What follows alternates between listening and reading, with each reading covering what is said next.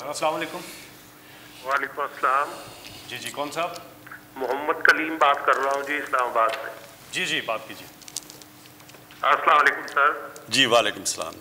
Sir आपको तो पहले मैं मुबारकबाद पेश करता हूँ, ये बहुत अच्छा सिलसिला आपने शुरू किया सर। लोगों के मसाइल हल हो रहे हैं। मेरा भी एक इशू है सर, यहाँ इस्लामाबाद में सर एक federal employees cooperative housing society है सर। मैं इसका 2005 से मेंबर हूँ सर। मैंने सारी पेमेंट जमा करवा दी हुई है, लेकिन ये सोसाइटी ने अभी तक मुझे प्लॉट नहीं दिया। 2012 में सर इन्होंने मुझे अलॉटमेंट इशू की, उसका आगे प्लॉट ही नहीं था। फिर 2017 में इन्होंने दी मुझे अलॉटमेंट, आगे ज़मीन नहीं थी सर। मैं डीसी इस्लामाबाद से कई दफ़ा मिल चुका हूँ, चेयरमैन सीडीए से मिल चुका हूँ सर। इन्होंने लास्ट ईयर फिर मुझे अलॉटमेंट इशू की है, वहाँ गए हैं तो वहाँ ज़मीन ही नहीं है सर। अब आपके पास हाजिर हुआ हूँ सर, रिटायरमेंट पे पहुँच चुका हूँ, मेरे तो रहने के लिए अब कोई छत भी नहीं है। जी मैं पहले तो कहूँ कि पाकिस्तान में हम पहली दफ़ा एक काम करने लगे हैं। हमने एक बोर्ड बनाया है जो फैसला करेगा कि इतनी ज़्यादा जो हाउसिंग सोसाइटीज़ बन चुकी हैं इनमें से कौन सी लीगल हैं। ये सब वेबसाइट के ऊपर आएगी ताकि लोगों से धोखा ना हो। पहले तो पता चले लीगल सोसाइटी कौन सी है, उनके ऊपर पूरी चीज़ें, फिर हम किन कंडीशंस पे लीगल बनेगी, वो अगर वो कंडीशंस मीट नहीं करती तो उसको अप्रूव नहीं किया जाएगा। फिर उनमें से और जो मुख्तलिफ़ किस्म की सोसाइटीज़ हैं, कई इलीगल हैं, वो बंद कर देंगे, जो कि अभी काम ही थोड़ा सा शुरू हुआ है। कई सोसाइटीज़ इलीगल बन गई हैं, लेकिन उन्होंने इतने ज़्यादा प्लॉट बेच दिए हैं कि वो अब लोग वहाँ रहना शुरू कर दिए हैं, तो उसके लिए एक और निज़ाम लेके आ रहे हैं। कहने का मकसद यह है, जस्टिस अजमत जो हमारे सुप्रीम कोर्ट के चीफ जस्टिस थे, उनके नीचे हमने अब एक कमेटी बनाई है जो बाकायदा कैटेगराइज कर रही है। तो आगे से ताकि ये जो हालात ना हो कि लोगों की ज़मीनें बेच देते हैं और उनके पास प्लॉट्स नहीं होते और फिर पैसे लेके बाहर भाग जाते हैं, तो उसको अवॉइड करने के लिए अब इसके ऊपर पूरा क्रैक डाउन कर रहे हैं। जो जहाँ तक आपका इशू है, मैंने यहाँ नोट करवा दिया है हमारे मिलिट्री सेक्रेटरी को, और इंशाअल्लाह हम आपको इसको रिस्पॉन्स देंगे बाद में। जी अगले कॉलर। अस्सलाम वालेकुम। वालेकुम सलाम। जी जी, कौन सा बात कर रहे हैं? मैं फैसलाबाद से डॉक्टर मोहम्मद सईद अख्तर बात कर रहा हूँ जी जी जी डॉक्टर साहब। जी, मैं खारजा उमूर के हवाले से बात करना चाहूँगा। इस सिलसिले में 3 मसाइल की निशानदेही करूँगा। 2 मसाइल तो 20वीं सदी के वक्त से नौआबादियाती ताकतों के पैदा करता है। इनमें एक मसला फ़लस्तीन है। ये बात काबिल इत्मीनान है कि गजा में जंग बंदी हो गई है, मगर जनाब वज़ीर आज़म अब आगे क्या होगा? सहूनियों की तरफ से फ़लस्तीनियों के गस्बशुदा हुकूक को मुस्तकिल तौर पर कैसे बहाल कराया जा सकता है, और पाकिस्तान फ़लस्तीनियों की कौमी तहरीक की मुस्तकिल कामयाबी के लिए क्या किरदार अदा कर सकता है? दूसरा मसला कश्मीर है। ये रीजनल कोऑपरेशन की राह में सबसे बड़ी रुकावट है। आपकी हुकूमत का मौक़िफ़ ये है कि इंडिया जब तक 5 अगस्त 2019 के इक़दाम वापस नहीं लेता, उससे कोई बातचीत नहीं हो सकती। जनाब वज़ीर आज़म, अगर वो वापस नहीं लेता तो फिर पाकिस्तान की सिफारतकारी क्या होगी? क्या हम इतने बड़े हमसाये से मुंह मोड़ के बैठे रहेंगे, जबकि कहा यह जाता है कि we can change friend not neighbours? जी, पहले तो मैं कश्मीर के ऊपर बात करता हूँ।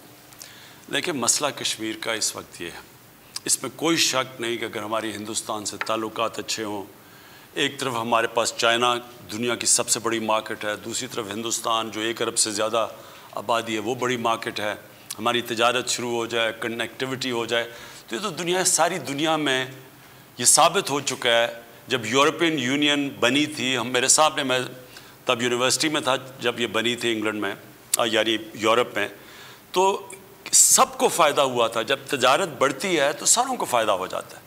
तो इसलिए इसमें तो कोई शक नहीं कि हमारे अगर ताल्लुकात अच्छे हो जाएं, जो मैंने पहले दिन ही इक़्तिदार में आके पूरी कोशिश की कि हमारे इनसे, हिंदुस्तान से ताल्लुकात हों, और हमारा एक ही मसला है कश्मीर का जो कि हम बातचीत से हल करें। लेकिन जो अब सिचुएशन है, अगर हम इस वक्त हिंदुस्तान से ताल्लुकात नॉर्मलाइज करते हैं, इसका मतलब कि हमने कश्मीर के लोगों से बहुत बड़ी हम एक गद्दारी करेंगे। इसका मतलब हमने उनको یعنی ان کی ساری جو جد و جہد، جو سارا جو ان کی سٹرگل، پتہ نہیں 1 لاکھ سے اوپر شہید ہو چکے ہیں کشمیری، اس کا مطلب کہ ہم اس سب کو نظر انداز کر دیں گے؟ اس میں کوئی شک نہیں کہ ہماری تجارت بہتر ہوگی، لیکن ان کا سارا خون ضائع ہو جائے گا. لہٰذا یہ ہو نہیں سکتا. ہم کشمیریوں کے ساتھ کھڑے ہیں، ہمیں پتہ ہے وہ انہوں نے کس طرح کی قربانیاں دی ہیں اور دے رہے ہیں. لہٰذا یہ نہیں ہو سکتا کہ ان کے خون کے اوپر ہم یہ سوچ لیں کہ پاکستان کی تجارت بہتر ہو جائے گی. یہ نہیں ہو سکتا. اگر ہمارے سے اگر وہ 5 اگست کے وہ جو انہوں نے قدم اٹھائے ادھر واپس چلے جائیں، پھر بالکل ہو سکتی ہے بات، اور پھر ہم کشمیر کا مسئلہ ایک روڈ میپ بھی لا سکتے ہیں اور حل کر سکتے ہیں. اب آگے جی فلسطین. بالکل فلسطین کا وہی مسئلہ جو کشمیر کا ہے. وہاں بھی ایک آکوپیشن ہے، وہاں بھی ان کی زمین کے اوپر قبضہ کیا ہوا ہے. ادھر وہ ابھی کشمیر میں شروع ہوا ہے جو کہ ان کی آبادی کی ڈیموگرافی بدل رہے ہیں، یعنی کہ باہر سے لوگوں کو سیٹل کر رہے ہیں کشمیر میں لا کے ہندوستان. اسی طرح جو فلسطین تھا اس کو وہ تھوڑا سا رہ گیا ہے، باقی ساروں کے اوپر انہوں نے قبضہ کر کے اور اپنے لوگ سیٹل کر دیے ہیں. اب میں آپ کو سیدھا بتا دوں کہ کشمیر کا فلسطین کا مسئلہ کیا ہے. اس کا یہ جو اس وقت صورتحال ہے، یہ صرف اور صرف یہ فورس سے، یہ سیکیورٹی ان کو ظلم کر کے، ان کو خوف زدہ کر کے، ان کو ڈرا کے، بھائی اسی طرح یہ چل سکتا ہے. اور وہ ہوگا کیا؟ وہ تھوڑی دیر کے لیے ان کے پاس اتنی طاقتور فوج ہے کہ وہ دب جائیں گے، پھر تھوڑی دیر کے بعد وہ کھڑے ہو جائیں گے. اور یہ سائیکل چلتا رہے گا. حل نہیں ہے یہ مسئلوں کا. یہ بس ایک ظلم کا نظام وہ سمجھتے ہیں کہ وہ اتنا ظلم کریں گے کہ وہ چپ کر کے غلام بن جائیں گے. سب کو پتہ ہے یہ سلوشن نہیں ہے. سلوشن 2 ہیں.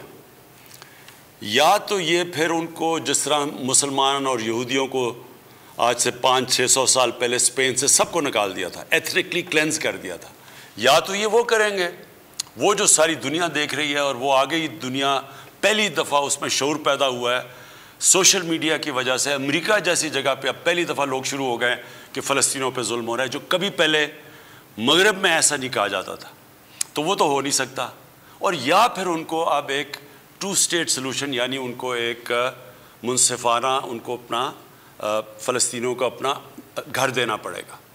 اور میرے خیال میں اس وقت جو انٹرنیشنل میڈیا میں بھی اور جو دنیا میں اب شعور اور جو جس طرح کی موومنٹ چل پڑی ہے، میرے خیال میں اب آپ دیکھیں گے کہ یہ موومنٹ جائے گی ایک فلسطینیوں کو ایک ان کو سیٹلمنٹ کے لیے، 2 اسٹیٹ سلوشن. جی آپ کی کالز کا سلسلہ جاری ہے. نمبر ہے 05192249900. پروگرام کے اگلے کال ہے. جی السلام علیکم. وعلیکم السلام. جی کون صاحب کہاں سے بات کر رہے ہیں؟ سر میں واحد پاکستانیوں مدین سنگھ سے بات کر رہا ہوں. السلام علیکم پرائم منسٹر صاحب. جی وعلیکم السلام. مجھے آج تو میں اللہ کا لاکھ شکر ادا کرتا ہوں کہ جس نے ہم پسماندہ غریب لوگوں کی آواز، پیاسے لوگوں کی آواز آپ کے یہاں پہنچائی. اس امید کے ساتھ کہ انشاءاللہ ہمارا جو درد ہے اس کے مسئلے کا حل آپ کے یہاں سے نکلے گی. پرائم منسٹر صاحب، ہم یہاں پہ مدین کے لوگ پیاسے مر رہے ہیں. ایریگیشن کا نظام یہاں پہ جو ہمارے سندھ کا ہے یہ بالکل کرپٹ ہے، جس کی وجہ سے پانی کی منصفانہ تقسیم نہیں ہے. اور پرائم منسٹر صاحب ایک اور بات کہ سندھ میں بہت طاقتور لوگ رہتے ہیں اور جو غریبوں کا، ہم جیسے غریبوں کا خون چوس کے سندھ میں ریگستان بنا رہے ہیں. پرائم منسٹر صاحب، ہمیں سندھ حکومت سے بولا جاتا ہے کہ پانی وفاق سے نہیں آ رہا.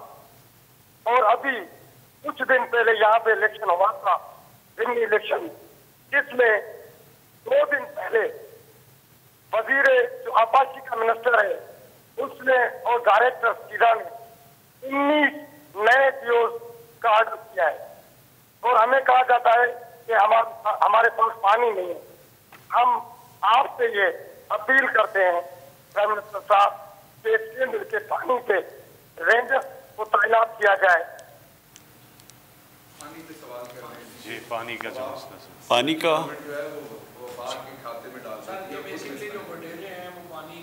اچھا جی میں نے بلکہ ایک سندھ کے ایم پی کی تقریر بھی سنی ہے سندھ اسمبلی کے اندر. دیکھیں 2 مسئلے ہیں.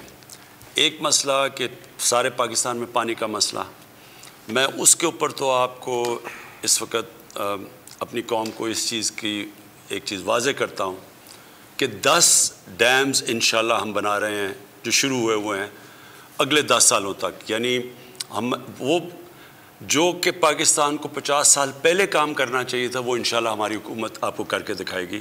کیونکہ ڈیمز اس لیے چاہیے کہ پانی کو روکنا ہے، ریزروائرز بنانے ہیں. ہمیں ریزروائرز بہت پہلے بنانے چاہیے تھے، کیونکہ جیسے جیسے آبادی بھی بڑھ رہی ہے اور کئی طرح یہ گلوبل وارمنگ کی وجہ سے پانی بھی کم ہو رہا ہے، تو جو پانی صوبوں کا حصہ ہے اس ساروں میں کمی آ رہی ہے. لہٰذا اس کا طریقہ یہ ہے کہ پہلے ڈیمز بنائیں اور پھر صوبوں کے اندر منصفانہ تقسیم کی جائے. ابھی تک مجھے حیرت یہ ہے کہ ٹیلی میٹری سسٹم یہ ایک ٹیکنالوجی ہوتی ہے جس سے پتہ چل جاتا ہے کہ کس صوبے کو کتنا پانی جا رہا ہے. وہ ٹیلی میٹری سسٹم ہی نہیں کام کر رہا. اب ہم وہ اس کے اوپر پوری خرچہ کر رہے ہیں اور یہ اس ٹیکنالوجی کے اوپر انشاءاللہ یہ تھوڑی دیر کے اوپر ساری جگہ پہ لگ جائے گا. تو پہلے چیز تو ایک پانی کے اندر اضافہ ریزروائرز بنا کے، اگر ریزروائرز نہیں بنتے پانی میں اضافہ نہیں ہوگا اور آگے مزید پانی کا شدید پرابلم آ سکتا ہے. دوسرا کہ جب وہ پانی آ جائے تو پھر منصفانہ تقسیم ہو، یعنی سارے صوبے سمجھیں کہ ہمیں جو ہمارا شیئر ہے وہ مل رہا ہے. تیسری چیز جو کہ صوبوں کے اندر پانی کی ڈسٹریبیوشن ہے، یہ بھی ایک بہت بڑا ایک مسئلہ بنا ہوا ہے.